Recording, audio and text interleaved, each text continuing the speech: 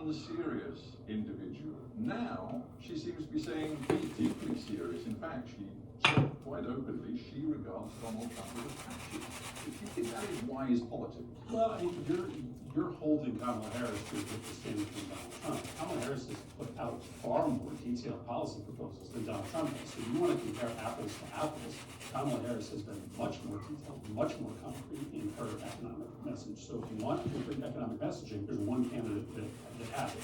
Yes, in a short campaign that she's been running for a grand total of 2 to 3 months, she is not going to be able to unveil a comprehensive, detailed economic plan for every facet of the economy. She's done much more than Donald Trump has. But to my point about the decision she has taken clearly in recent days to use that label, fascist, and to send a message to the American people that actually Trump is this sort of big, dominant, looming fear figure that Americans should absolutely be frightened of. Is that good politics?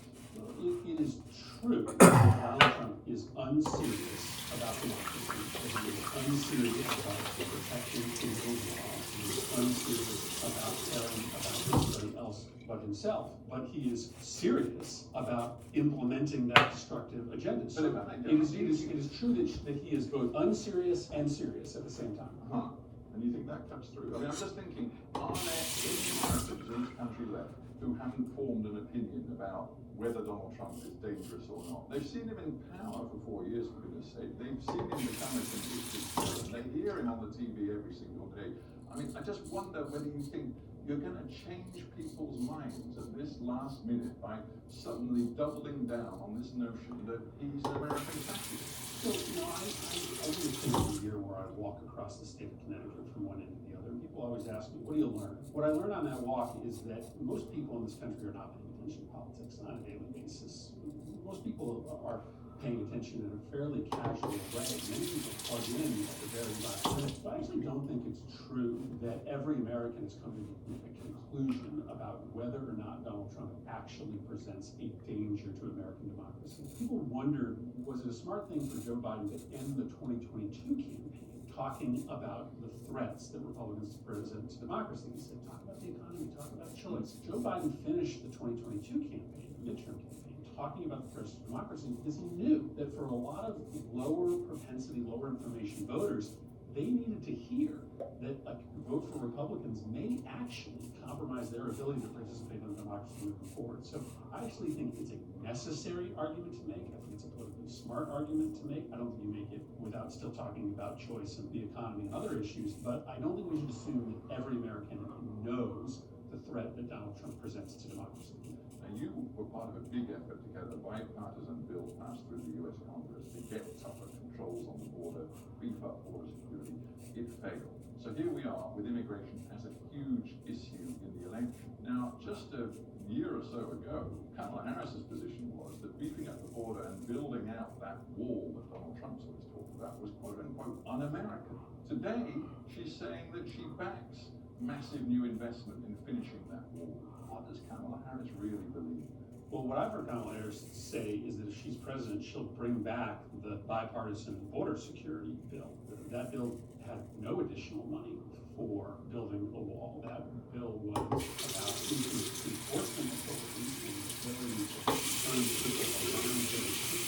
people who didn't qualify for asylum. But that bill doesn't have any additional money for a border wall. But it is true that over the years, Democrats have always been willing to support additional physical barriers on American borders. I am not genetically opposed to physical barriers. I just oppose them when they are done in service of a nativist, xenophobic policy that, implemented by Donald Trump, will make. But I guess it looks like Kamala Harris has seen the polls. She's seen that Americans seem to trust Trump on border security more than her, and she's flip-flopped. I mean, I don't see it that way at all. I think this administration has been pretty consistent from the beginning, first through rulemaking, then when the rulemaking was struck down by the courts through legislation to try to give the Border Patrol and to try to give their agencies more authority to get the border under control. It's been Republicans who have been fundamentally unserious and who have stopped the bipartisan legislation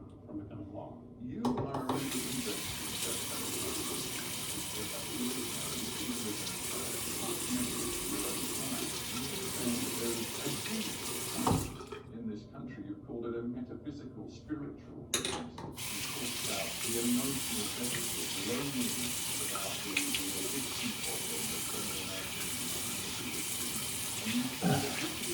failure of neoliberal marketing. You see no campaign from Kamala Harris that is addressing that deep message you were trying to deliver. Oh, absolutely.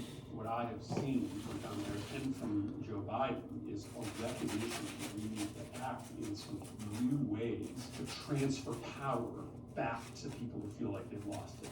There's a bunch of things happening inside the American populace today, but one of them is that they have a feeling of just powerlessness. They've lost control of their lives. So why is Joe Biden the first president to stand on a picket line? Because he sees unions as a way to give workers power back.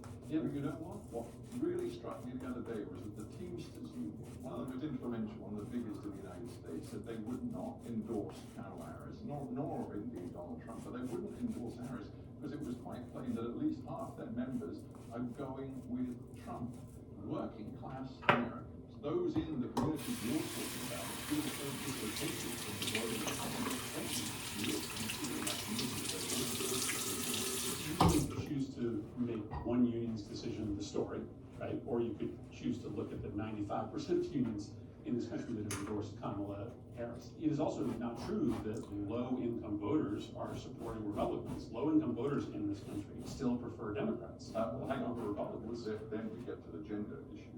Because if one looks across the country at men, and in particular non-college educated men, they are clearly, according to the polls, it seems they are going for Trump in a clear majority. There's a huge gender gap in this country right now, right? A huge majority of women supporting Democrats and a big majority of men supporting Republicans. And if I may say so again, according to the polls, we shouldn't obsess with the polls, but they suggest unprecedented numbers of black and Hispanic men are backing Donald Trump in numbers never seen before in recent elections. So listen, I'm very honest about the shortcomings of the left when it comes to being in a conversation with American men. I think there is a crisis happening amongst not all American men, but many. So why are the Democrats in particular not connected? Well, I think part of it is that the right is having a direct conversation with them, right? Talking with them very specifically about their position in a post-patriarchal world. Now, the Republican message is very simple. Let's just dial it back to 60 years ago, 100 years ago, when you had more legal, cultural, political, economic power than women. Let's take power from women and give it to men.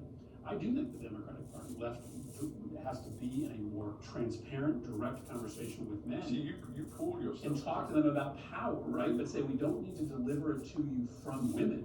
We need to deliver that power to you from the corporations and the billionaires and the millionaires that right now possess too much of it. You call yourself a proud progressive from Connecticut. Sure. Do you think a proud progressive from Connecticut can connect with these parts of the population that you are so worried of feeling left out and left behind?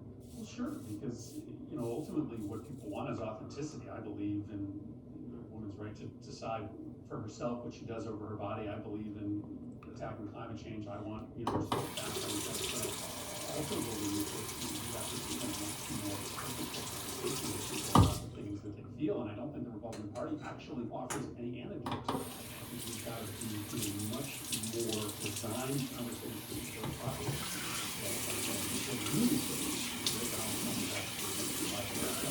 I think you are. When I your honesty comes across in things like this that you said not so long ago. The MAGA, that is the Make America Great Again movement, is an identity, a source of connection and meaning for an awful lot of people. I mean, you were open about that. That is the truth. Aren't we going to see that on November 5th? There are a lot of people who have lost the connection to the community and are searching for it. And historically, when people lose a connection to community, negative. And I guess my point is that if you label Donald Trump as you are, I mean, not you personally, but Kamala Harris now, as an out-and-out fascist, what are you saying to these people that you are desperate to reconnect with? So what you need to do is have a purposeful policy to rebuild places and venues where people can find more positive identity and connection. I'll give you two examples. One we've talked about, labor unions. A second is churches. Democrats should be for healthy religious life. That's a really important place where people find positive connection, find communion. labor unions are a place where they find it. And so the long-term goal, I think, is that the Democratic Party, but of government at large, has to be find more positive politics